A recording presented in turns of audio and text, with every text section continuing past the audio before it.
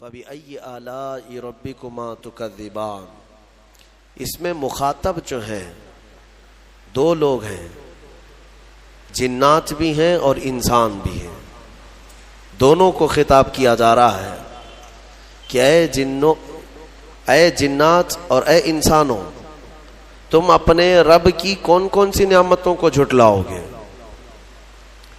اس آیت کو 30 سے زیادہ مرتبہ دہرایا گیا سورہ رحمان میں۔ میرے عزیزو، میرے آقا صلی اللہ تعالی علیہ وسلم ارشاد فرماتے ہیں اپنے صحابہ سے کہ میں نے یہ سورہ جنات کے سامنے تلاوت کی تو وہ سن کر کے تم سے بہتر جواب دیتے تھے، یعنی رو پڑتے تھے اور ہر آیت پر یہ کہتے کہ اے اللہ ہم تیری کسی نعمت کو نہیں جھٹلاتے، ناشکری نہیں کرتے۔ میرے عزیزو، اللہ تبارک و تعالی اپنے بندوں سے جو سب سے زیادہ پسند فرماتا ہے جو چیز، وہ شکر ہے، اور شیطان اگر سب سے زیادہ کسی چیز سے تمہیں دور کرتا ہے تو اللہ کے شکر سے ہی، کیونکہ اس نے چیلنج کیا ہے اللہ تعالیٰ کی بارگاہ میں۔ آیت کا حصہ میں آپ کے سامنے عرض کرتا ہوں۔ اللہ تبارک و تعالیٰ سے اس نے کہا لَأَقْعُدَنَّ لَهُمْ صِرَاطَكَ الْمُسْتَقِيمَ ثُمَّ لَآتِيَنَّهُمْ مِنْ بَيْنِ أَيْدِيهِمْ وَمِنْ خَلْفِهِمْ وَعَنْ أَيْمَانِهِمْ وَعَنْ شَمَائِلِهِمْ وَلَا تَجِدُ أَكْثَرَهُمْ شَاكِرِينَ۔ اللہ تعالیٰ سے چیلنج کرتے ہوئے کہتا ہے شیطان کہ مولا تیرے راستے پر میں بیٹھ جاؤں گا، سیدھے راستے پر، جو بھی اس پر چلے گا سیدھے راستے پر، میں کبھی اس کے دائیں جانب سے، کبھی بائیں، کبھی سامنے سے، کبھی پیچھے سے آ کر اسے ایسا ورغلاؤں گا کہ اے رب تو اپنے بندوں میں شکر کرنے والے نہیں پائے گا۔ شیطان بھی کس چیز کی وہ کر رہا ہے چیلنج میں؟ شکر کرنے والے نہیں پائے گا مولا تو۔ اور اللہ نے قرآن میں فرمایا وَقَلِيلٌ مِّنْ عِبَادِيَ الشَّكُورُ، میرے بندوں میں شکر کرنے والے بہت کم ہیں، بہت کم ہیں۔ اب جب رحمان فرما رہا ہے تو پھر یہ جو انسانوں کی تعداد ہے، کوانٹیٹی ہے، اس میں اگر پرسنٹیج نکالا جائے تو وہ انگلیوں میں گنے جاتے ہیں جو شکر کرنے والے لوگ۔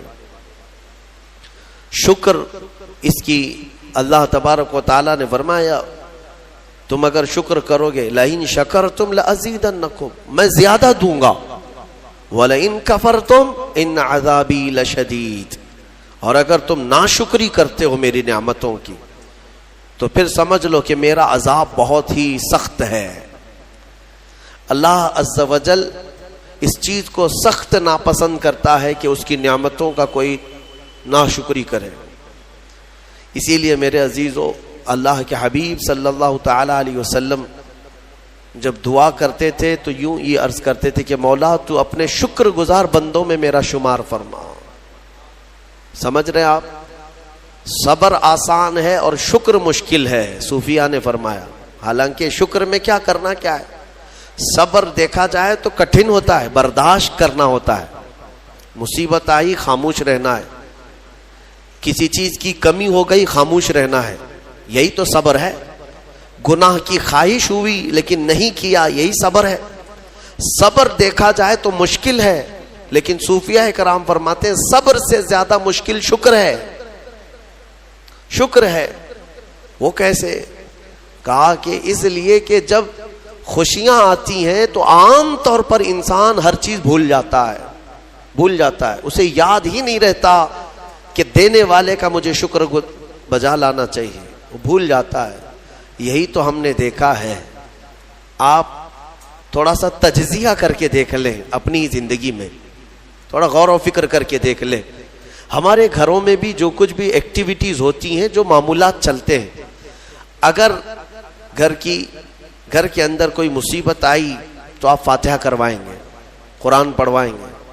میت ہو گئی تو کیا کریں گے؟ سب سے پہلے قرآن پڑھواتے ہیں۔ کسی کی بیماری ہو گئی، نزا کا وقت آیا، کسی کو بلایا، قرآن پڑھوا رہے ہیں۔ بہت سخت بیمار ہے، پانی پڑھ کر کے پھکوا رہے۔ یہ ساری مصیبتوں کے وقت آپ قرآن یا عبادت کی طرف جا رہے ہیں، سجدہ کر رہے ہیں، لیکن کبھی شادی ہو رہی ہے گھر میں، بچے کا عقیقہ ہو رہا ہے، ولیمہ ہے، منگنی ہے، ان سب مواقع پر جو خوشیوں کے ہیں کب قرآن خوانی ہوتی ہے؟ کب قرآن پڑھا جاتا ہے؟ کیا رب ذوالجلال کی بارگاہ میں پہلے سے کوئی شکرانے کی محفل ہوتی ہے؟ بہت کم دیکھا گیا۔ موت پر، غم پر، بیماری پر دعائیں مانگی تو ضرور جاتی ہیں، قرآن پڑھا تو جاتا ہے، لیکن خوشیوں کے موقع پر بندہ بھول جاتا ہے۔ اسی لیے صوفیہ اکرام نے فرمایا شکر جو ہے یہ مشکل ہے، اور منافق شکر نہیں کر سکتا۔ یہ مومن کو عطا کی ہوئی نعمت ہے شکر کرنا۔ شکر کیسے کریں گے آپ؟ شکر کرنے کا، شکر کے بہت سارے طریقے ہیں، صرف یہ نہیں ہے کہ زبان سے کہہ دیا الحمدللہ، بلکہ تمہارے ہاتھ و پیر بھی شکر بجا لاتے ہیں، تمہاری زبان بھی اور تمہارا دل بھی، تینوں طریقے ہیں شکر کے۔ کسی کی زبان چلتی ہی نہیں تو کیا وہ شکر گزار نہیں ہے؟ لیکن اگر اللہ رب العزت کے حوالے اپنے آپ کو کر دیا، دل سے وہ کہتا ہے کہ مولا میرا کچھ نہیں، سب تیرا ہے، وہ دل سے کہہ رہا ہے، اس کے دل کا شکر ہے۔ وہ ہاتھ اور پیر اگر عبادت کے لیے اٹھاتا ہے تو یہ ہاتھوں اور پیروں کی طرف سے اللہ کا شکر ہے، اور پھر زبان سے اگر کہتا ہے تو یہ زبان کا شکر ہے، الحمدللہ۔ اور میرے عزیزو، اللہ تبارک و تعالیٰ کو شکر ہی پسند ہے، اور شکر کا جو سب سے بہترین لفظ ہے وہ کیا ہے؟ شکر کرنے کا اللہ کا سب سے بہترین لفظ کیا ہے؟ الحمدللہ، یہی ہے نا۔ آپ کو عادت ڈالی گئی ہے کہ کسی نے بھی اگر آپ سے پوچھا کہ طبیعت کیسی ہے تو آپ کیا کہتے ہیں؟ الحمدللہ، چاہے سر درد ہو ہی رہا ہو لیکن آپ کہتے ہیں الحمدللہ۔ یہ شکر کرنے کا سب سے بہترین لفظ کیا ہے؟ الحمدللہ۔ اب میں آپ کو بتاتا ہوں یہ سب سے بہترین لفظ ہے، اسی لیے دیکھو کہ اللہ نے اپنی کتاب، آخری کتاب قرآن بھی اپنے حبیب پر اتارا تو اس کا سب سے پہلا ورڈ کیا رکھا؟ الحمدللہ۔ الحمدللہ سے پورا قرآن شروع ہوا۔ پھر تم اگر مولا کی بارگاہ میں عبادت کے لیے کھڑے ہوئے، نماز کے لیے رکعت باندھے، امام اگر کہیں سے جہر میں شروع کیا تو کہاں سے؟ نماز میں بھی اگر امام قرات شروع کرتا ہے تو کہاں سے شروع کرتا ہے؟ الحمدللہ سے ہی شروع کرے گا۔ میرے عزیزو، اتنا ہی نہیں بلکہ روایتیں ملتی ہیں کہ آدم علیہ السلام کو جب پیدا کیا گیا اور ان کے جسم میں روح ڈالی گئی، آپ کو چھینک آئی، سب سے پہلے آپ کی زبان سے نکلا الحمدللہ۔ اس سے اندازہ کرو کہ میرا مولا شکر پسند کرتا ہے، شکر پسند کرتا ہے۔ اسی لیے 30 سے زیادہ مرتبہ تم سے پوچھ رہا ہے مولا کون کون سی نعمتوں کو جھٹلاؤ گے؟ تم اللہ رب العزت کے آگے سرنڈر ہو جاؤ، سپرد ہو جاؤ کہ مولا نہیں، میں تیری کسی نعمت کا انکار نہیں کرتا۔ تمہیں اندازہ بھی نہیں ہے تمہارے پاس نعمتیں کیا کیا مولا نے دیا ہے، تمہیں اندازہ بھی نہیں ہے۔ وَإِن تَعُدُّوا نِعْمَةَ اللَّهِ لَا تُحْصُوهَا، اللہ فرماتا ہے اگر تم گننا چاہو گے اللہ کی نعمتیں ہرگز گن نہیں سکو گے۔ کیسے گنیں گے؟ ایک بزرگ نے لکھا ہے کہ اگر کوئی طے کر لیا، توجہ چاہتا ہوں، شیخ سعدی رحمۃ اللہ علیہ کے حوالے سے یہ بات ملتی ہے، کسی نے طے کر لیا کہ میں اللہ کی ساری نعمتوں کا شکر بجا لاؤں گا، اس نے جو بھی میری نعمتیں دی ہیں سب نعمتوں کا میں شکر بجا لاؤں گا۔ ٹھیک ہے، تمہاری زبان اللہ نے دیا ہے، یہ ایک نعمت ہے، ناک نعمت ہے، کان نعمت ہے، آنکھ نعمت ہے، ہاتھ ہیں، انگلیاں ہیں، پورے جسم میں ایک ایک عضو اللہ کی نعمت ہے۔ پھر پلس اس کے علاوہ جینے کے لیے جو یہاں پر گھر دیا یہ نعمت ہے، زمین پر چلنے کی طاقت دی یہ نعمت ہے، اور سونے کے لیے ہمیں بستر دیا، پہننے کے لیے کپڑے دیا یہ نعمت ہے، رشتہ دار دیا یہ نعمت ہے، اولاد دیا یہ نعمت ہے، ماں باپ دیا یہ نعمت ہے، اچھے دوست دیا یہ نعمت ہے، اسلام دیا یہ نعمت ہے، ایمان پر رکھا یہ نعمت ہے، اپنے آخری نبی کی امت میں پیدا کیے یہ نعمت ہے۔ یہ ہزاروں نعمتیں ہیں، لیکن اگر تم چلو طے کر لیتے ہو کہ میں اللہ کی ساری نعمتوں کا ایک بعد دیگرے شکر بجا لاؤں گا. اے اللہ تو نے مجھے زبان دی الحمدللہ, تو نے مجھے ناک دی الحمدللہ. سب نعمتوں کا شکر کرنے کا اگر کسی نے ارادہ کر لیا تو شیخ سعدی فرماتے ہیں تو پہلے وہ بیٹھ جائے, اس کو اللہ نے جو سانسیں دی ہے نا یہ سب سے بڑی نعمت ہے. ایک سانس اندر جاتی ہے یہ نعمت, سانس باہر نکلتی ہے یہ نعمت. اگر تم نے سانس لے لیا نکلی نہیں باہر تو ختم ہو گئی تمہاری زندگی. اور سانس نکلی اندر لے نہیں پا رہے ہو یہاں پر بھی زندگی ختم. سانس لینا ایک نعمت, سانس باہر چھوڑنا یہ ایک نعمت. شیخ سعدی فرماتے ہیں اور ہر سانس نہیں ہوتی ہے, پرانی سانس نہیں آئے گی, پھر ہر سانس نہیں ہے تو ہر سانس کے بدلے ہی تم اگر الحمدللہ کہتے رہ جاؤ گے تو زندگی گزر جائے گی سانسوں کے شکر پر, باقی نعمتیں ویسی ہی رہ جائیں گی. صرف سانسوں کے شکر پر تو زندگی گزر جائے گی. میرے عزیزو اندازہ بھی نہیں کر سکتے کہ اللہ نے کون کون سی نعمتوں سے نوازا ہے. تمہیں پتا ہے میں ایک مرتبہ اس چیز کو بھی پڑھا تھا کہ اگر تمہیں سانس خرید کر کے لینا پڑ جائے, ہاسپٹل میں جا کر کے دیکھو آکسیجن کا ایک سلنڈر جو کبھی مریضوں کو لگایا جاتا ہے کتنی قیمت کا ہوتا ہے, دن بھر میں وہ کتنے سلنڈر سانس کھینچتا ہے. اس اعتبار سے اگر تمہاری زندگی 60 سال کی ہوئی اور 60 سال تمہیں آکسیجن خرید کر کے لینا پڑا تو تقریباً اس کی قیمت جو ہے کئی 100 کروڑ میں چلی جاتی ہے.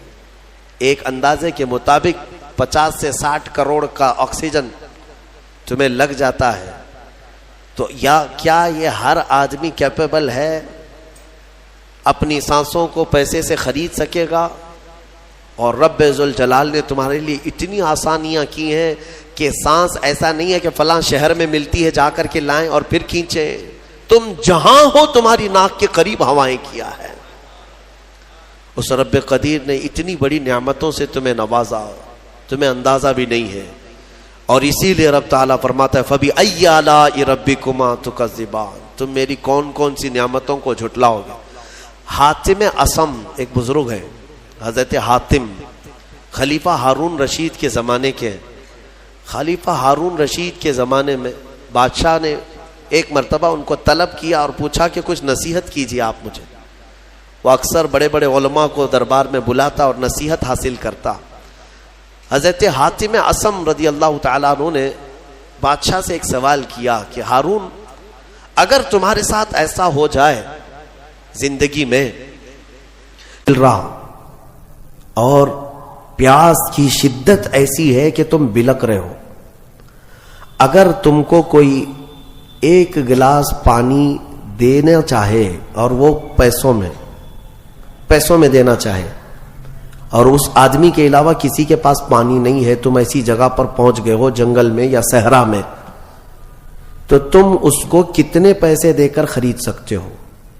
ایک گلاس پانی وہ بہت بڑی قیمت لگا رہا ہے, تم کو اگر بہت شدت کی ضرورت ہے تو تم کتنا مال دے کر کے خریدو گے؟ خلیفہ ہارون رشید نے کہا میں اپنی آدھی سلطنت بھی دینے کو تیار ہو جاؤں گا ایک گلاس پانی, کیونکہ ضرورت ہے انسان کی, جان بچانا ہے. تو حاتم اصم نے کہا ٹھیک ہے تمہیں پانی تو مل گیا, کبھی ایسا ہوا تمہاری زندگی میں تم نے پانی تو پی لیا, پیٹ بھر کر پی لیا, پیٹ بھر کر کے, لیکن پانی اب نکلتا نہیں ہے, باہر نہیں نکلتا پانی, کوئی صورت ہی نہیں ہے کہ تمہارا پانی باہر آئے, پیشاب بند ہو چکا ہے. کوئی ایک حکیم ایسا ہے جو تم سے یہ کہے کہ میں تیرے پیٹ کا پانی باہر نکال دوں گا تو تو اسے کتنی قیمت دے گا؟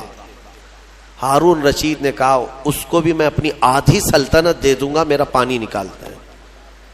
تو حضرت حاتم اصم نے فرمایا ہارون تیری پوری سلطنت کی قیمت ایک گلاس پانی کے برابر ہے, اگر نہ ملے تو آدھی سلطنت اور مل جائے نکالنے کے لیے آدھی سلطنت, تو سوچ وہ رب ذوالجلال بغیر کسی قیمت کے روز تجھے پلاتا بھی ہے اور روز تیرے سے نکالتا بھی ہے. کتنی بڑی نعمت ہے تیرے لیے. میرے عزیزو میں آپ کو ایک چیز بتاتا ہوں، میرے آقا صلی اللہ تعالی علیہ وسلم نے اپنی امت کو سب سے زیادہ اگر دعائیں سکھائی ہیں تو وہ شکر کی دعائیں، شکر کی دعائیں تلاش کر لینا. یہ میرے مطالعے کے اعتبار سے میں آپ کو بتا رہا ہوں. آپ روزمرہ کی زندگی میں جو چیز بھی کرتے ہیں اس میں اللہ کا شکر ہے. میرے آقا نے سکھایا، آپ کھانا کھانے کے لیے بیٹھ رہے ہیں، بسم اللہ پڑھ کر کے شروع کیے. کھانا ختم ہونے کے بعد میرے آقا نے سکھایا ہے الحمدللہ الذی اطعمنا وسقانا وکفانا وجعلنا من المسلمین. کیا ہے؟ تمام تعریفیں اس اللہ کے لیے. شکر ہے اس مولا کا جس نے ہمیں کھلایا پلایا اور ہمیں ہدایت دیا اور مسلمان بنایا. کھانے کے بعد بھی میرے آقا نے یہی سکھایا. کھانے کے بعد تمہیں کرنا کیا ہے؟ یہی ہے. اچھا، اور نیند لگ رہی ہے، سونے کے وقت کہا بسم اللہ پڑھ کر کے سو جاؤ، لیکن سو کر کے اٹھتے ہو اگر نیند کھلتی ہے تو میرے آقا فرماتے ہیں یہ پڑھو الحمدللہ الذی احیانا بعد ما اماتنا. الحمد سے ہی شروع ہے. تمام تعریفیں اس اللہ کے لیے جس نے ایک موت کے بعد مجھے دوبارہ اٹھایا ہے. ہاں، آپ کیا سمجھتے ہیں؟ نیند جو ہے موت کی بہن ہے. اگر کوئی سویا مولا چاہے تو اس کی آخری نیند ہو سکتی ہے. بہت سارے ایسے ہیں جو سوئے اور پھر اٹھ ہی نہیں سکے. نیند کی حالت ایسی ہوتی ہے کہ وہ آدھی موت کے برابر ہے، اس کو خبر نہیں ہوتی، اسی میں وہ چلا بھی جا سکتا ہے. اور پھر جب تمہیں بیدار کرتا ہے مولا تو یہ نعمت ہے، بہت بڑی نعمت ہے کہ تمہیں موت کے منہ میں لے جا کر واپس لے آیا. جب بھی تم اٹھتے ہو میرے آقا نے فرمایا شکر بجا لاؤ. شکر ہے اس اللہ کا، تمام تعریفیں اس اللہ کی. بعد ما اماتنا احیانا بعد ما اماتنا، ہمیں موت دینے کے بعد دوبارہ اٹھایا ہے، اس اللہ کا شکر ہے. سو کے اٹھو تو الحمدللہ. اتنا ہی نہیں میرے عزیزو، میرے آقا صلی اللہ تعالی علیہ وسلم فرماتے کپڑا اگر پہن لیا تو بھی پڑھو الحمدللہ الذی کسانی ھذا. تمام تعریفیں اس اللہ کے لیے جس نے مجھے یہ جوڑا پہنایا. ہاں، ورنہ اگر مولا تعالی نہ چاہے تو کسی جسم پر کپڑا بھی نہیں آئے گا. وہ روز تمہیں پہناتا ہے، تمہارے ستر کو چھپاتا ہے. اتنا ہی نہیں، میں آپ کو بتاؤں استنجا کے لیے بھی جاتے ہو، پیشاب کے لیے فرمایا گیا کہ بسم اللہ پڑھ کر کے تو جانا ہے اور اللہ کی پناہ مانگ کر کے جاؤ. بسم اللہ اللہم انی اعوذ بک من الخبث والخبائث. لیکن جب تم استنجا کر کے باہر آتے ہو تو حضور نے فرمایا پھر یہ کہو الحمدللہ الذی اذهب عنی الاذى وعافانی. وہاں بھی شکر ہے. کس بات کا شکر ہے؟ تمام تعریفیں اس اللہ کی، اس کا شکر ہے جس نے اذیت دینے والی، تکلیف دینے والی چیز کو میرے جسم سے دور کیا. تمہیں اندازہ ہے زہر ہے یہ جو اندر استنجا جمع ہو جائے تو آسانی سے آج پیشاب کر لیتے ہو، آسانی سے آج تم حاجت کر لیتے ہو، پخانہ ہو جاتا ہے، تو اس کو یوں مت سمجھ لینا کہ تمہارا کمال ہے. یہ رب تعالیٰ کی ہزار نعمتوں میں سے ایک نعمت ہے. اگر پیشاب تمہارا رک گیا، کڈنی کام کرنا چھوڑ دیتی ہے. آج جاؤ ہاسپٹلوں میں دیکھو ڈائلیسس کی مشینوں پر کتنے مریض سوئے ہوئے ہیں. تمہیں پتا ہے پیشاب اگر نہیں نکلتا تو آج کے زمانے میں نیا ایک علاج ہے. ڈاکٹرز کیا کرتے ہیں کہ پانی جو ہے یہ پیشاب پورا خون میں مل جاتا ہے اور زہر بنتا ہے جسم میں. اگر ایک دن پیشاب نہیں ہوا تو پانی تمہارا جسم میں بھر جائے گا. اسی کو کریٹینن کا لیول بڑھنا کہتے ہیں. زہر بھر جاتا ہے. اب اس کو نکالے کیسے؟ باہر آتا نہیں ہے. ڈاکٹر اس کے لیے ڈائلیسس کی مشین اس کو لٹاتے ہیں. کیا کرتے ہیں؟ بڑی موٹی موٹی 2 سوئیاں یہاں حلق میں ڈالتے ہیں گردن کے پاس، یا پھر ہاتھ سے ایک پائپ جسم کا پورا خون نکالتا ہے اور مشین میں ڈالتا ہے، اور مشین فلٹر کرتی ہے. دوسرے پائپ سے فلٹر کیا ہوا خون اندر جاتا ہے اور جو پانی ہے وہ مشین نکال کر کے باہر ایک ڈبے میں پھینکتی رہتی ہے. میرے عزیزو، میں نے اپنی آنکھوں سے دیکھا ہے ایک بار ڈائلیسس کرنے کے لیے 4 گھنٹے لگتے ہیں، 4 گھنٹے لگتے ہیں. اور کئی مریض ایسے ہیں جن کو ہفتے میں 3 مرتبہ یہ کرنا پڑتا ہے، اور ڈاکٹر ان کو 1 بوتل پانی دیتا ہے، لمیٹڈ پانی پینا، پورے 2 دن میں 1 لیٹر سے زیادہ پانی مت پیو. اللہ چاہ کر کے وہ پانی نہیں پی پاتے، چمچ سے پانی پیتے ہیں، ڈھکن سے پانی پیتے ہیں کہ زیادہ ہو گیا تو جسم میں نکلنے کی جگہ نہیں ہے. خیر یہ تو ڈاکٹرز نے پیشاب نکالنے کے طریقے تو اپنا لیے میرے عزیزوں، لیکن اگر پخانہ نہیں نکلا تو اب تک اس کے علاج بھی نہیں ملتے. کھا لیا آپ نے، اگر یہ غلاظت نہیں نکل پائی تمہارے اندر تو پورے جسم میں یہ زہر بن کر کے پھیل جائے گا، موت کا سبب بن جاتا ہے. جب ہم بیت الخلاء میں جاتے ہیں اور پیشاب پاخانہ کر کے نکلتے ہیں تو تمہیں کیا لگتا ہے میرے عزیزو؟ یہ اللہ کی ہزارہ نعمتوں میں سے ایک نعمت ہے کہ اذیت دینے والی چیز کو اس نے ہمارے جسم سے ہٹایا ہے. اسی لیے مولا فرماتا ہے فَبِأَيِّ آلَاءِ رَبِّكُمَا تُكَذِّبَانِ، تم میری کون کون سی نعمتوں کو جھٹلاؤ گے. اچھا یہ تو نکلنے والی بات میں نے کیا نا، نکلنے والی بات، لیکن تمہیں پتا ہے تمہیں اگر کھانے کے لیے بھوک نہ لگے تو کچھ نہیں کر سکو گے. کھانے کی خواہش ہونا یہ اللہ کی نعمت ہے، بھوک لگنا یہ اللہ کی نعمت ہے.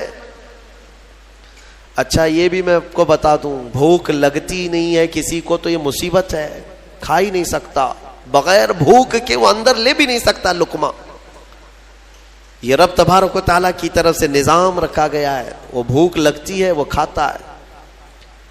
اور ایک بات میں بتا دوں، ایک بڑی بیماری ہے دنیا کی، بھوک تو بہت لگتی ہے، آدمی کھائے جاتا ہے لیکن پیٹ بھرتا نہیں، سیرابی نہیں ہوتی، شکم سیر نہیں ہوتا. یہ بیماری ہے ہیضے کی بیماری.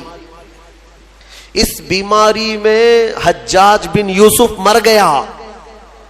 ہاں بڑا گورنر تھا، جانتے ہیں بھوک اتنی لگتی تھی اس کو کہ ایک مرتبہ ایک گائے پوری ذبح کر کے بھون کر کے اس کو کھلائی گئی، پیٹ نہیں بھرا، خواہش ابھی بھی باقی ہے، بھوک ابھی بھی ہے، اور کچھ کھلا دو اور کچھ کھلا دو. اس کو پھر انڈے کھلائے گئے، مرغیاں کھلائی گئی، اتنا کھلایا گیا کہ پیٹ پھٹ گیا، پیٹ پھٹ گیا اور زہریلا ہو گیا. آپ کو کیا میں بتاؤں، پیٹ 4 لقمے کھانے کے بعد، کسی کو 10 لقمے کھانے کے بعد ایسا لگتا ہے نا پیٹ بھر گیا، الحمدللہ پیٹ بھر گیا ہے. یہ جو شکم سیر آپ کو لگتا ہے یہ اللہ کی نعمت ہے. کچھ لوگوں کو یہ بیماری ہے کہ تم ان کو 4 کلو بھی اندر کچھ ڈال دو تو یہاں کی جو چاہت ہے وہ نہیں جائے گی، ہاں خواہش نہیں ختم ہوگی. اسی طرح پیاس لگنا اللہ کی نعمت ہے، اور پیاس کا بجھ جانا یہ بھی نعمت ہے. سکرات کے وقت میں فرمایا گیا کرے ایک ندی پانی بھی اس کو پلایا جائے تو یہ حلق نہیں سوکھے گا، پیاس باقی رہے گی، اور پانی اور پانی اور پانی.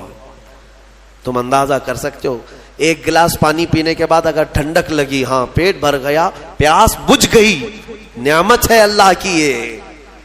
اور ایک بیماری یہ ہے کہ اس کے اندر 1 بالٹی پانی بھی ڈال دیا جائے تو حلق نہیں سوکھتا، پیاس بجھتی نہیں ہے، پھر زبان چپکنے لگتی ہے، حلق سوکھنے لگتا ہے. یہ بیماری ہے میرے عزیزوں. میں تو صرف تمہارے جسم کی نعمتیں گنا رہا ہوں، تمہیں اندازہ بھی نہیں ہے.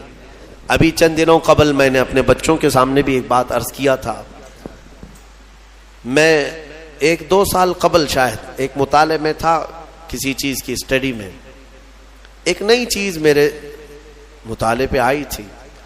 ایک صاحب کئی دنوں سے وہ بیمار رہتے تھے.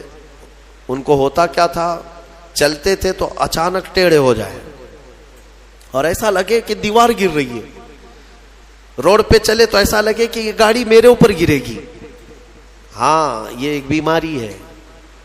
آپ زمین پر کھڑے ہوتے ہیں، 2 پیروں سے کھڑے ہوتے ہیں نا، بیلنس کیسے رہتا ہے تمہارا؟ یہ چاہے موٹے ہو تگڑے ہو لیکن سیدھے تو کھڑے رہتے ہو. اور چلتے ہو تو کیا ایک طرف جھک جھک کے چلتے ہو؟ کبھی ادھر کبھی ادھر نہیں. ہوائیں چاہے جتنی بھی آئیں آپ سیدھے چلتے ہیں. یہ کون ہے جو تمہارے بیلنس کو مینٹین کیا ہوا ہے؟ صرف 2 ٹانگوں پر تمہارے پورے وزن کو کس نے قائم رکھا ہے؟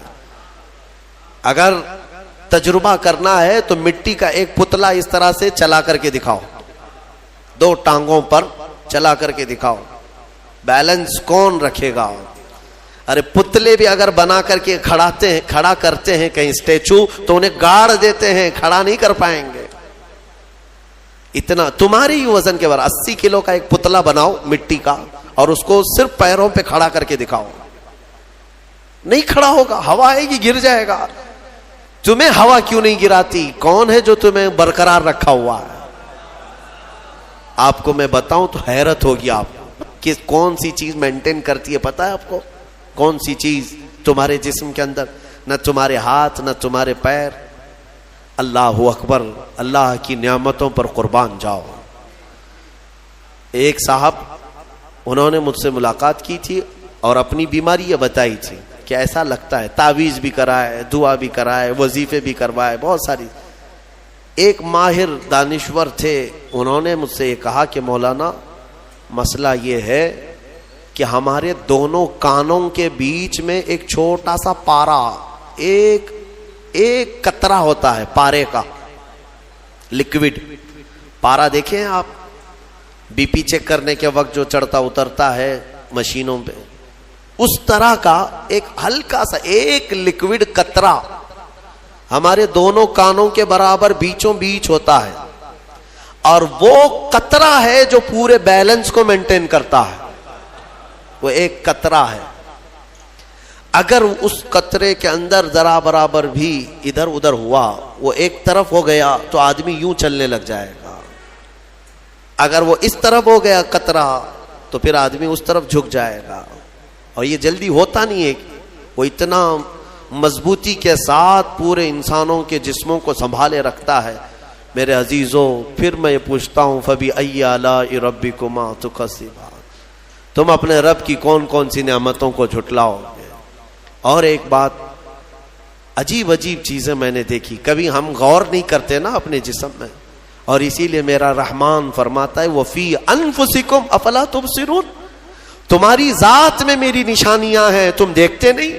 اللہ پوچھ رہا ہے, تمہاری اپنی ذات میں میری نشانیاں ہیں. محبوب الہی نظام الدین اولیاء رحمۃ اللہ تعالی علیہ نے فرمایا اللہ تبارک و تعالیٰ تک اگر پہنچنا چاہے بندہ تو صرف اس کی نسیں جو ہے نا, اس کی رگیں, یہی کافی ہیں اس کے لیے.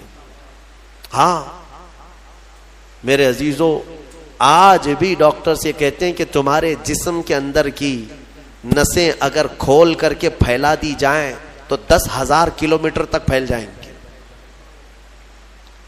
یعنی تقریباً ایک دنیا گھومنے کے برابر.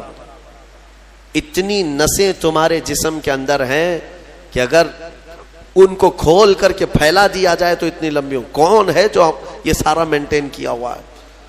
اور ہر نس میں وہ خون کو دوڑاتا ہے اور پھر واپس پہنچاتا ہے دل تک.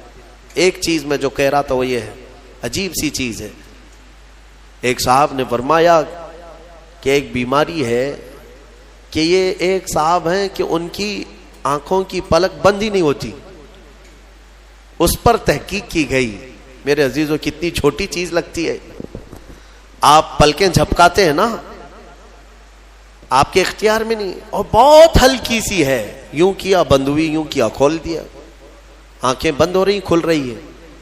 آپ کو پتا ہے اس کے اندر کیا چیز ہے؟ کہا کہ ایک بہت ہلکا اسپرنگ ہے ان پلکوں کے بھی اوپر. باقی سب جگہ اس طرح اپنے آپ نہیں ہوتے ہیں کہ خود سے جو ہے بند ہو رہی ہو کھل رہی ہو. کان کیا اس طرح کرتا ہے ہمارا؟ اٹھ گیا اپنے آپ, بیٹھ گیا اپنے آپ. یہ ہلکی سی پلکوں کی جو چمڑی ہے نیچے آتی اوپر جاتی, نیچے آتی اوپر جاتی, کیا چیز ہے؟ تو ایک صاحب نے ہمیں بتایا کہ بہت ہلکا اسپرنگ ہوتا ہے, اگر وہ اسپرنگ ختم ہوا کسی کا تو بلڈوزر سے بھی کھینچ کر کے بند نہیں کر سکو گے. ان پلکوں کی چھوٹی سی چمڑی کو کھینچ کر کے بھی بند نہیں کر سکو گے, وہ بند نہیں ہوگی پھر. اسی لیے مردوں کو دیکھو, اگر کسی کی آنکھیں بند نہیں کیا آپ نے موت کے بعد، وہ کھلی رہ گئی، تو پھر آپ گھنٹوں کھینچ کھینچ کے اس کی آنکھ بند کرو، بند نہیں ہوگی، نہیں ہوگی، کیونکہ موت کے بعد یہ سارا حصہ ختم ہو گیا. اور مرے ہوئے آدمی کو آنکھیں بند ہے اس کی، آپ نے بند کیا، پھر اس کے 1-2 گھنٹے کے بعد اس کی پلکیں اٹھا کر کے دکھا دو، کھول کر کے دکھا دو اس کی آنکھیں. سارے لوگ مل کر کے بھی اس کی آنکھوں کی پلکوں کو کھول نہیں سکے. میرے عزیزو، ہے تو بہت ہلکی سی چیز، لیکن تمہیں پتا ہے اس کی معنویت کتنی ہے، اس کی معنویت کتنی ہے. یہ بات میں کیوں کہہ رہا ہوں؟ ایک صاحب کو یہ بیماری کی وجہ سے، اس بیماری کی وجہ سے وہ پاگل ہو گئے. کیا بیماری تھی کہ پلک جھپک نہیں رہی ہے، بند نہیں ہو رہی ہے، اور بند نہیں ہو رہی ہے تو نیند نہیں آتی. جیسے نیند آئے گی تو آنکھوں کا آٹومیٹک بند ہونا ہے، اور آنکھ بند نہیں ہو رہی تو سوئے گا کیسے؟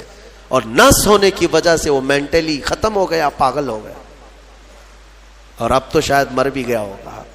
یہ کافی 2-3 سال پہلے کی بات میں ہم اندازہ بھی نہیں کرتے کہ اتنی چھوٹی چھوٹی چیزیں. میرے عزیزو، ہمارے بال جو جسم میں ہیں، ایک رواں بھی اس کا بال کا، یہ اللہ کی نعمت ہے. آپ دیکھیں ایک بال بھی نکل گیا تو پھوڑی آ جاتی ہے، اس کی قیمت بتانے کے لیے کہ یہ یوں ہی اللہ نے نہیں دیا تم کو، یوں ہی نہیں. ایک خاتون کو میں نے دیکھا تھا، چھوٹی سی لڑکی تھی، وہ اس کے صرف یہ آنکھوں کے اوپر کی بھویں نہیں تھی اور بال کچھ بھی نہیں تھے، جس کی وجہ سے وہ اتنی ڈراؤنی لگتی تھی کہ بچے دیکھ کر کے بھاگ جاتے تھے. صرف یہ آنکھوں کے بال نہیں تھے، اور وہ چہرہ چھپائے رہتی. بہت بڑی ٹیلنٹڈ بچی، پڑھنے میں لکھنے میں ساری چیزوں میں بہت اچھی، لیکن اس کی وجہ سے وہ چہرہ چھپائی رہتی. اس دن مجھے محسوس ہوا کہ اگر ایک بھی چیز ہماری ادھر ادھر ہو جائے تو انسان کا سارا جمال ختم ہو جاتا ہے. اسی لیے میرے عزیزو، اللہ نے جو چیزیں تمہارے پاس آج دی ہیں، شکر بجا لاؤ، اللہ کا شکر بجا لاؤ. اور سورہ رحمان آج تم نے سنا ہے، بار بار مولا کی بارگاہ میں عرض کرو، مولا ہم تیری کسی نعمت کو نہیں جھٹلاتے، ہر نعمت پر تیرا شکر بجا لاتے ہیں. میں اپنی گفتگو کو سمیٹتے ہوئے آخر میں ایک حدیث سنا دیتا ہوں. اللہ کے حبیب صلی اللہ تعالی علیہ وسلم نے ارشاد فرمایا، آج ہی میں نے درس قرآن میں بھی سنایا تھا. حضور اکرم صلی اللہ علیہ وسلم نے فرمایا، 3 چیزوں کو غنیمت جانو. 3 چیزوں کے آنے سے پہلے پہلے. وہ 3 چیزیں کیا ہیں؟ توجہ سے سنو. میرے آقا فرماتے ہیں، جوانی ہے تو غنیمت جانو بڑھاپا آنے سے پہلے. جوانی کو غنیمت جانو بڑھاپا آنے سے پہلے. اس لیے کہ بڑھاپے میں جو کچھ ہوتا ہے وہ پھر وہ بوڑھوں کو معلوم ہے. ساری چیزیں ایک کے بعد دیگرے رخصت ہونے لگ جاتی ہیں. وہ طاقت نہیں، وہ قوت نہیں. بڑھاپے میں بہت خواہش تو ہوتی ہے کرنے کی، لیکن کر نہیں سکتا. اسی لیے جوانی کو غنیمت جانو. اے نوجوانوں، عیاشی میں برباد کرو گے تو پچھتاؤ. دوسری چیز میرے آقا فرماتے ہیں، آج صحت ہے تو صحت کو بیماری سے پہلے غنیمت جانو. بیمار ہونے سے پہلے پہلے دیکھو اپنے ہاتھوں کو، پیروں کو، سب صحیح سلامت ہے. آج آنکھ دیکھ رہی ہے، کان سن رہے ہیں، زبان بول رہی ہے، ہاتھ پیر چل رہے ہیں. شکر کرو اللہ کا. اس لیے کہ ہم نے دیکھا ہے چند دنوں کے بعد ایسی بیماریاں جکڑ لیتی ہیں، سجدہ کرنا چاہتا ہے لیکن پیر مڑتے نہیں، پیر جام ہو گئے. رکوع کرنا چاہتا ہے، کمر جھکتی نہیں. آج صحت ہے تمہارے پاس، کل آنکھیں ساتھ چھوڑنے لگ جائیں گی، کان کم سنائی دینے لگ جائیں گے، زبان میں راشا تاری ہونے لگ جاتا ہے، ہکلاہٹ آنے لگ جاتی ہے. چاہ کر کے بھی بہت ساری چیزیں تم کر نہیں پاتے. اسی لیے آج صحت ہے، غنیمت جانو اس کو. کوئی بیماری نہیں. آج چند ہی دنوں کے بعد دیکھنا کہ شوگر ساتھ، بی پی ساتھ، ایسے ساتھ ہوتے ہیں کہ پھر قبر تک نہیں چھوڑتے. ہاں آج صحت ہے، کل کسی کو کینسر ہوا تو پھر وہ جنازے کے ساتھ ساتھ کینسر جاتا ہے. کچھ نہیں کرتے، اور ان بیماریوں میں آنے کے بعد ان کو صحت کے دن یاد آتے ہیں. کاش جب میں اچھا بھلا تھا تو اللہ کی عبادت کرتا. بیمار ہوں، کچھ نہیں کر پاتا. میں نے آپ کو اس سے قبل بھی بتایا تھا میرے عزیزو، ایک نوجوان کی بات مجھے بار بار وہ جھنجھوڑتی ہے. ممبئی شہر کے رہنے والا نوجوان، 22 سے 24 سال کا، باپ اکلوتے بیٹے کو بہت اچھا پڑھایا تھا، لندن بھیج کر کے پڑھایا تھا. اکلوتا بیٹا، بڑے باپ کا بیٹا ہے، اور 24 سال کی عمر میں اس کو بون کینسر ہو گیا، ہڈیوں کا کینسر ہو گیا. یونیورسٹی میں پڑھا اچھا، اور اس کے بعد پتہ ہی نہیں چلا، اچانک 3rd اسٹیج پہ پتہ چلا. پھر 6 مہینے شاید علاج کے لگے ہوں گے. ڈاکٹروں نے کہا کہ اس کو گھر لے جاؤ، اب کچھ نہیں ہوگا. گھر آیا تھا، اس کی ہڈیاں گل گئی تھی. ہاں، بون کینسر بڑا ڈینجر ہے، ہڈیاں جو ہے پاؤڈر ہونے لگ جاتی ہیں. اس کو اگر اٹھائیں تو پیٹھ کی ہڈی میں انگلیاں اندر جانے لگ جاتی. یہ کینسر بہت خطرناک قسم کا ہے. اس کے چند دن بچے ہوں گے اپنے گھر پر، علاج وغیرہ سب ختم ہو چکا. اس نے اپنے باپ کو ایک دن حسرت سے بلایا اور کہا، ابا میری وہ 10ویں کی 12ویں کی گریجویٹ کی یہ جو مارک شیٹ ہے، سند ہے، جو میں نے میڈل حاصل کی وہ کہاں ہے؟ کہا بیٹا سب سنبھال کے رکھا ہوں. کہا میں دیکھنا چاہتا ہوں. باپ نے وہ ساری چیزیں الماری سے اس کو دیا کہ یہ سرٹیفکیٹ ہے، یہ تیری سند ہے، یہ مارک شیٹ ہے، یہ ساری چیزیں ہیں. وہ نوجوان بستر پر لے کر کے اپنی سرٹیفکیٹ پڑی ہوئی، اس میں ٹاپر بھی رہا ہے، وہ سب چیزیں دیکھ دیکھ کر کے رونے لگا. اور پھر اپنے باپ سے ایک سوال کیا کہ ابا یہ ساری مارک شیٹ اور سند میں کون سی ایسی ہے جو میں منکر نکیر کو بتاؤں تو مجھے چھوڑ دیا جائے؟ کیونکہ میں جا رہا ہوں اب آخری سفر پر، میں آخری سفر پر جا رہا ہوں. اب تو میرے پاس اتنا وقت بھی نہیں ہے کہ میں کوئی اور چیز حاصل کروں. اس کے باپ نے مجھے یہ چیز بتائی تھی. وہ کہتے تھے کہ مولانا آپ بچوں کو بتاؤ، واقعی صحت جب تک تھی تم نے نہ قرآن کی طرف توجہ دیا، نہ میرے رحمان کو راضی کرنے کی کوشش کی. صحت آج ہے تو شکر بجا لاؤ اللہ کا، بیماری میں وہ مولا تمہارے ساتھ ہوگا. 2 چیزیں میں نے عرض کی ہے. جوانی کو غنیمت جانو بڑھاپا آنے سے پہلے، صحت کو غنیمت جانو بیمار ہونے سے پہلے، اور سب سے بڑی چیز میرے آقا فرماتے ہیں زندگی کو غنیمت جانو موت آنے سے پہلے. ہاں ٹھیک ہے، بڑھاپے میں کچھ تو کر سکتے ہو، بیماری میں کچھ تو کر سکتے ہو، مرنے کے بعد کیا کر سکتے ہو؟ تو اس لیے آج زندہ ہیں اسی کو غنیمت جانو کہ اللہ ابھی تو ملک الموت نہیں آیا، ابھی تمہارے پاس ٹائم باقی ہے، سانسیں چل رہی، وقت باقی، صحت بھی ہے، جوانی بھی ہے، زندگی بھی ہے، تو سب ہے تمہارے پاس. پھر اللہ کی ناشکری کرنا میرے عزیزوں یہ سب سے بڑا گناہ ہے. اسی لیے میرے آقا صلی اللہ علیہ وسلم نے فرمایا معراج کی رات میں نے جہنم میں سب سے زیادہ عورتوں کو دیکھا. حضور سے پوچھا عورتوں نے کہ کس وجہ سے؟ حضور نے وجہ یہی بتائی، ہن یکفرن العشیر، وہ اپنے شوہروں کی ناشکری کرتی ہیں، ناشکری کرتی ہیں. کب تو نے میرے ساتھ اچھا کیا، یہ لفظ کہتی ہیں جس کی وجہ سے مولا ان کو جہنم میں پہنچایا. عورت اگر شوہر کی ناشکری کی وجہ سے جہنم میں ہے تو یہ بندے جو سیدھے رحمان کے ناشکرے ہیں وہ کس قدر جہنم میں جلیں گے. اسی لیے میں ڈراتا ہوں اس بات سے کہ اللہ رب العزت کا شکر بجا لاؤ. جیسا رکھا ہے اس نے بہت ہے، بلکہ دیکھا جائے تو ہماری حیثیت سے زیادہ اس نے عطا کیا ہے. شیخ سعدی رحمۃ اللہ تعالی علیہ کی وہ بات یاد آتی ہے، ان کی چپل گم ہو گئی تھی، کانٹے اور کنکر چبھنے لگے، مسجد میں آئے سجدے میں رونے لگے، سفر میں ہوں مولا میری حیثیت ہی نہیں ہے کہ اب میں چپل بھی خرید سکوں، میں اتنا غریب اور مفلس ہو گیا ہوں. باہر نکلے تو دیکھا ایک آدمی پیر کٹا ہوا بیٹھا تھا جس کے دونوں پیر نہیں تھے.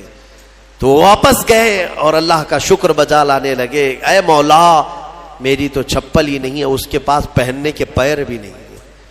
اسی لیے اپنے سے چھوٹوں کو دیکھو اور شکر بجا لاؤ. ہاں میں اپنے نوجوانوں سے اسی لیے کہتا تھا کہ کبھی کبھار ہاسپٹل وزٹ کرو، جاؤ کینسر کے پیشنٹ کو دیکھو، وہاں پر کبھی چہرہ سڑا ہوا ہے، کسی کا گلا سڑا ہوا ہے، کہاں کہاں کیا کیا. میں جاتا ہوں کبھی تو وہ دیکھتے ہی رونے لگ جاتے ہیں. میرے عزیزوں وہ موت و حیات کے بیچ میں موجود ایک لاش کی طرح پڑے رہتے ہیں. تم دیکھو گے تمہیں اپنی صحت پر اللہ کا شکر کرنے کا جذبہ پیدا ہوگا کہ مولا تو نے مجھے ان سب بیماریوں سے محفوظ رکھا ہے.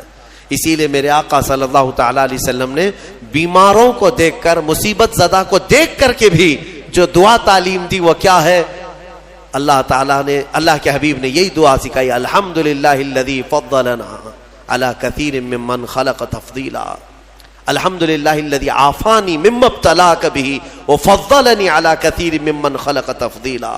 اے مولا تیرا شکر ہے، تو نے مجھے عافیت دی ہے، جس میں تو اس کو مبتلا کر رکھا ہے اس سے تو مجھے بچا کر رکھا ہے، اور سب پر تو نے، اکثر بندوں پر تو نے مجھے فضیلت دی ہے، مولا یہ تیرا شکر ہے۔